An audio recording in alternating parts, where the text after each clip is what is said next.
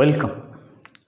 ഇനി നമുക്ക് ചർച്ച ചെയ്യാനുള്ളത് ബ്രാഞ്ചസ് ഓഫ് അക്കൗണ്ടിങ് അല്ലെങ്കിൽ ടൈപ്സ് ഓഫ് അക്കൗണ്ടിങ്. അപ്പോൾ ബ്രാഞ്ചസ് ഓഫ് അക്കൗണ്ടിങ് എന്ന ഒരു സംഭവം വരുന്നത് അക്കൗണ്ടിങ് ഇൻഫർമേഷൻസിൻ്റെ റിക്വയർമെൻറ്റ്സിനനുസരിച്ചാണ്. അപ്പം ഫോർ ടേക്കിംഗ് വാരിയസ് ഡിസിഷൻസ്, ഓരോരുത്തർക്കും വ്യത്യസ്ത തീരുമാനങ്ങൾ എടുക്കാൻ വേണ്ടിയിട്ട് പലതരത്തിലുള്ള ഇൻഫർമേഷൻസിൻ്റെ ആവശ്യങ്ങൾ, പലതരത്തിലുള്ള അക്കൗണ്ടിങ് ഇൻഫർമേഷൻസിൻ്റെ ആവശ്യത വന്നു. അപ്പോൾ അതുകൊണ്ട് തന്നെ വ്യത്യസ്ത ബ്രാഞ്ചസ് ഓഫ് അക്കൗണ്ടിങ്ങൾ രൂപപ്പെട്ടു. So management requires detailed information for taking various decisions effectively and efficiently. So, due to that requirement, branches of accounting emerged. അതിൽ ഒന്നാണ് ഫിനാൻഷ്യൽ അക്കൗണ്ടിങ്. ഫിനാൻഷ്യൽ അക്കൗണ്ടിങ് ആണ് നമ്മൾ ഇപ്പോൾ പഠിച്ചുകൊണ്ടിരിക്കുന്നത്. ഫിനാൻഷ്യൽ അക്കൗണ്ടിങ് ആണ്. രണ്ടാമത് കോസ്റ്റ് അക്കൗണ്ടിങ്. രണ്ടാമതൊരു ബ്രാഞ്ച് ഓഫ് അക്കൗണ്ടിങ് ആണ് cost accounting. Another one is management accounting. അപ്പോൾ financial accounting, cost accounting, management accounting, ഇതൊക്കെ തന്നെ ബ്രാഞ്ചസ് ഓഫ് അക്കൗണ്ടിങ്ങിൻ്റെ എക്സാമ്പിൾസാണ്. അപ്പോൾ ഫിനാൻഷ്യൽ അക്കൗണ്ടിങ് ഈ വർഷം നിങ്ങൾ പഠിക്കുന്നുണ്ട്. തുടർന്ന് ഡിഗ്രി തലത്തിലും PG തലത്തിലും ഒക്കെ തന്നെ ഫിനാൻഷ്യൽ അക്കൗണ്ടിങ്ങും കോസ്റ്റ് അക്കൗണ്ടിങ്ങും മാനേജ്മെൻറ്റ് അക്കൗണ്ടിങ്ങും ഒക്കെ തന്നെ നമ്മൾ പഠിക്കുന്നുണ്ട്. ഓക്കെ, നെക്സ്റ്റ് നമ്മൾ ഫിനാൻഷ്യൽ അക്കൗണ്ടിങ്ങിനെ കുറിച്ച് പറയാം. Financial accounting is used to record the business transactions properly to find out profit or loss of the business organization, and also to find out the financial position of the business by preparing balance sheet. അപ്പോൾ balance sheet prepare ചെയ്തിട്ട് ബിസിനസ്സിൻ്റെ financial position കണ്ടെത്തുന്നു. സാമ്പത്തിക ഭദ്രത എത്രത്തോളമുണ്ട്, financial condition, അതിൻ്റെ position എത്രത്തോളമുണ്ട്, അത് balance ഷീറ്റിലൂടെയാണ് കാണുന്നത്. അതേപോലെ ഒരു സ്ഥാപനത്തിൻ്റെ പ്രോഫിറ്റ് എത്രയാണ്, അല്ലെങ്കിൽ ആ സ്ഥാപനം വരുത്തി വെച്ച ലോസ് എത്രയാണ്, അതൊരു ഇൻകം സ്റ്റേറ്റ്മെൻറ്റിലൂടെ നമ്മൾ കണ്ടെത്തുന്നു. അത്തരം സ്റ്റേറ്റ്മെൻറ്റിന് നമ്മൾ എന്ത് പറയും? പ്രോഫിറ്റ് ആൻഡ് ലോസ് അക്കൗണ്ട് എന്ന് പറയും. ഇതൊക്കെ തുടർന്ന് നമുക്ക് പഠിക്കാനുള്ളതാണ്. അപ്പോൾ പ്രോഫിറ്റ് ആൻഡ് ലോസ് അക്കൗണ്ടിലൂടെയും ബാലൻസ് ഷീറ്റിലൂടെയും ഒക്കെ തന്നെ ബിസിനസ്സിൻ്റെ കണ്ടീഷൻ നമ്മൾ മനസ്സിലാക്കുകയാണ് ഫൈനാൻഷ്യൽ അക്കൗണ്ടിങ്ങിലൂടെ. Cost accounting. കോസ്റ്റ് അക്കൗണ്ടിങ് എന്ന് പറഞ്ഞാൽ it's use or it's objective is to ascertain the cost of a product to help the management in the control of cost. അപ്പം ഒരു പ്രോഡക്റ്റിൻ്റെ കോസ്റ്റ് കൺട്രോൾ ചെയ്യാൻ മാനേജ്മെൻറ്റിനെ അസിസ്റ്റ് ചെയ്യുക, അല്ലെങ്കിൽ ആരാണോ ആ സ്ഥാപനം നോക്കി നടത്തുന്നത് അവരെ അസിസ്റ്റ് ചെയ്യുന്ന ഒരു ഇൻഫർമേഷൻ, അവരെ അസിസ്റ്റ് ചെയ്യാൻ വേണ്ടി കുറച്ച് ഇൻഫർമേഷൻസ് ആവശ്യമാണ്. അത്തരം ഇൻഫർമേഷൻസുകൾ നമുക്ക് എന്തിലൂടെ ലഭിക്കും? കോസ്റ്റ് അക്കൗണ്ടിങ്ങിലൂടെ ലഭിക്കും. ഇത് അനദർ ഡിസിപ്ലിനാണ്, അനദർ സബ്ജക്റ്റാണ്, അനദർ ബ്രാഞ്ച് ഓഫ് അക്കൗണ്ടിങ്. അപ്പോൾ പ്രോഡക്റ്റിൻ്റെ കോസ്റ്റ് വളരെ സിസ്റ്റമാറ്റിക് ആയിട്ട് അസർട്ടൈൻ ചെയ്യുക എന്നുള്ളതാണ് ഇതിൻ്റെ ഉദ്ദേശം. Okay, next one is management accounting. Management accounting another ഡിസിപ്ലിനാണ്, അനദർ ബ്രാഞ്ചസ് ഓഫ് അക്കൗണ്ടിങ് ആണ്. അപ്പോൾ ഈ ഒരു അക്കൗണ്ടിങ്ങിലൂടെ സ്ഥാപനത്തിൻ്റെ ഇതൊരു അക്കൗണ്ടിങ് ടൂൾസാണ്, അക്കൗണ്ടിങ് ടെക്നിക്സാണ്. അപ്പോൾ ഈ അക്കൗണ്ടിങ് ടെക്നിക്സിലൂടെ ഒരുപാട് തീരുമാനങ്ങൾ, ബിസിനസ് ഓപ്പറേഷൻസിന് ആവശ്യമായിട്ടുള്ള ഒരുപാട് തീരുമാനങ്ങൾ എടുക്കാൻ ബിസിനസ്സിനെ പ്രാപ്തമാക്കുകയാണ് മാനേജ്മെൻറ്റ് അക്കൗണ്ടിങ്ങിലൂടെ, മാനേജ്മെൻറ്റ് അക്കൗണ്ടിങ് ഇൻഫർമേഷനിലൂടെ.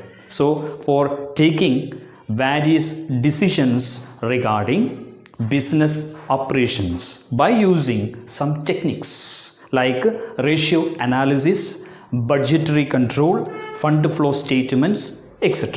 അപ്പോൾ ഫണ്ട് ഫ്ലോ സ്റ്റേറ്റ്മെൻറ്റിലൂടെയും റേഷ്യോ അനാലിസിസിലൂടെയും ഒക്കെ തന്നെ, ബഡ്ജറ്ററി കൺട്രോളിലൂടെയും ഒക്കെ തന്നെ നമുക്ക് ഒരുപാട് ഇൻഫർമേഷൻസ് ഈ മാനേജ്മെൻറ്റ് അക്കൗണ്ടിങ്ങിലൂടെ ലഭിക്കുകയാണ്. അപ്പോൾ ഇതൊക്കെ തന്നെ സം ടെക്നിക്സ് ആണ്, management techniques to get various information.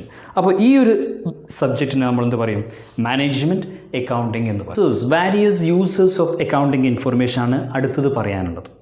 അപ്പോൾ മൊത്തത്തിൽ അക്കൗണ്ടിങ് ഇൻഫർമേഷൻ ആവശ്യമുള്ള ആളുകളെ നമുക്ക് രണ്ടായിട്ട് തരംതിരിക്കാം. ഒന്ന് internal users, second one external users. Internal users are those persons who manage the business. അപ്പോൾ ബിസിനസ് മാനേജ് ചെയ്യുന്ന ആളുകളെ നമ്മളെന്ത് പറയും? Internal users. External users are those people other than internal users. അപ്പോൾ ഇൻറ്റേർണൽ യൂസേഴ്സ് അല്ലാത്ത എത്രക്കാരെ നമ്മൾ എന്ത് പറയും? എക്സ്റ്റേണൽ യൂസേഴ്സ് എന്ന് പറയും. അപ്പോൾ ഇൻറ്റേർണൽ യൂസേഴ്സ് എന്ന് പറഞ്ഞാൽ മാനേജ്മെൻറ്റ് പീപ്പിളാണ്. മാനേജ്മെൻറ്റ് പീപ്പിൾ എന്ന് പറഞ്ഞാൽ CEO, chief executive officer, financial officer, vice president, business unit manager, production manager, plant manager, store manager, ഇതൊക്കെ ഓരോ തസ്തികകളാണ്, ഓരോ പോസ്റ്റുകളാണ്. ഇവരൊക്കെ തന്നെയാണ് ബിസിനസ്സിനെ മാനേജ് ചെയ്യുന്ന പീപ്പിൾ. അപ്പോൾ ഇവർക്ക് ഇൻഫർമേഷൻസ് ആവശ്യമായിട്ടുണ്ട്. അപ്പോൾ ഇത്തരം ആളുകളെ നമ്മൾ എന്ത് പറയും? ഇൻറ്റേർണൽ യൂസേഴ്സ് എന്ന് പറയും. ഇനി എക്സ്റ്റേണൽ യൂസേഴ്സ് എന്ന് പറഞ്ഞിട്ടുണ്ടെങ്കിൽ ഇവരല്ലാത്ത, ഇൻറ്റേർണൽ അല്ലാത്ത ആളുകളെ നമ്മൾ എന്ത് പറയും? എക്സ്റ്റേണൽ യൂസേഴ്സ് എന്ന് പറയും. അപ്പോൾ എക്സ്റ്റേണൽ യൂസേഴ്സിൽ ക്രെഡിറ്റേഴ്സ്, ഷെയർ ഹോൾഡേഴ്സ്, കമ്പനികളുടെ ഷെയർ ഹോൾഡേഴ്സ് എക്സ്റ്റേണൽ യൂസേഴ്സാണ്. ജോയിൻറ്റ് സ്റ്റോക്ക് കമ്പനീൻ്റെ ഷെയർ ഹോൾഡേഴ്സ്, അതേപോലെ തന്നെ ക്രെഡിറ്റേഴ്സ്. അപ്പോൾ നമുക്ക് ഫണ്ട് ആവശ്യം വന്നു കഴിഞ്ഞാൽ നമ്മൾ കടം വാങ്ങുന്ന കുറേ ആളുകളുണ്ട്. അത്തരക്കാരെ നമ്മൾ ക്രെഡിറ്റേഴ്സ് എന്നാണ് പറയുക. നമുക്ക് ഫണ്ട് കടം തന്ന ആളുകളെ ക്രെഡിറ്റേഴ്സ് എന്ന് പറയും. Bank, financial institutions etcetera. അതേപോലെ ടാക്സ് അതോറിറ്റീസ്, ബിസിനസ്സിനെ റെഗുലേറ്റ് ചെയ്യുന്ന റെഗുലേറ്ററി ഏജൻസീസ്, ഇവർക്കൊക്കെ തന്നെ എക്സ്റ്റേണൽ യൂസേഴ്സ് ഓഫ് അക്കൗണ്ടിങ് ഇൻഫർമേഷനാണ്. അപ്പോൾ ചുരുക്കി പറഞ്ഞാൽ നമുക്ക് ഇങ്ങനെ കൺക്ലൂഡ് ചെയ്യാം. വാരിയസ് യൂസേഴ്സ് നമുക്ക് ഇങ്ങനെ കൺക്ലൂഡ് ചെയ്ത് പറയാം: the owner, the investor of the business, creditors of the business, banks, financial institutions, employees, government, researchers, management and the public. ഇവരൊക്കെ തന്നെ വ്യത്യസ്ത തരത്തിലുള്ള ഇവരൊക്കെ തന്നെ അക്കൗണ്ടിങ് ഇൻഫർമേഷൻസ് ആവശ്യമായ ആളുകളാണ്. ഓക്കെ, നമുക്ക് പറയാനുള്ളത് qualitative characteristics of accounting information. Accounting information ഉണ്ടാവേണ്ട ക്വാളിറ്റേറ്റീവ് ക്യാരക്ടറിസ്റ്റിക്സ്, ചില ക്വാളിറ്റീസ് അക്കൗണ്ടിങ് ഇൻഫർമേഷൻ ഉണ്ടാവണം. അപ്പോൾ 4 ക്വാളിറ്റീസാണ് നമ്മൾ കാര്യമായിട്ട് അക്കൗണ്ടിങ് ഇൻഫർമേഷൻ ഉണ്ടാവേണ്ടത്. 4 ക്വാളിറ്റീസാണ്. അതിൽ ഒന്ന് reliability, second one relevance, third one understandability and fourth one comparability. ഇത്തരം ക്വാളിറ്റീസിന് ഈ തരത്തിലുള്ള ക്വാളിറ്റീസ് അക്കൗണ്ടിങ് ഇൻഫർമേഷൻ ഉണ്ടാവണം. അപ്പോൾ നമ്മൾ ഫസ്റ്റ് റിലയബിലിറ്റിയിലേക്കൊന്ന് വരാം. റിലയബിലിറ്റി എന്ന് പറഞ്ഞാൽ if an information is useful for taking decision making, it is known as reliable information. അപ്പം ഒരു ഇൻഫർമേഷനിൽ നിന്ന് നമുക്ക് സ്ഥാപനത്തിന് ആവശ്യമായിട്ടുള്ള തീരുമാനങ്ങൾ എടുക്കാൻ പാകത്തിലുള്ള ഇൻഫർമേഷൻ ആണെങ്കിൽ, അല്ലെങ്കിൽ ആ ഇൻഫർമേഷൻ്റെ ബേസിൽ നമുക്ക് ഒരുപാട് തീരുമാനങ്ങൾ എടുക്കാൻ പറ്റുമെങ്കിൽ ആ ഇൻഫർമേഷൻ റിലയബിൾ ഇൻഫർമേഷൻ എന്ന് പറയും.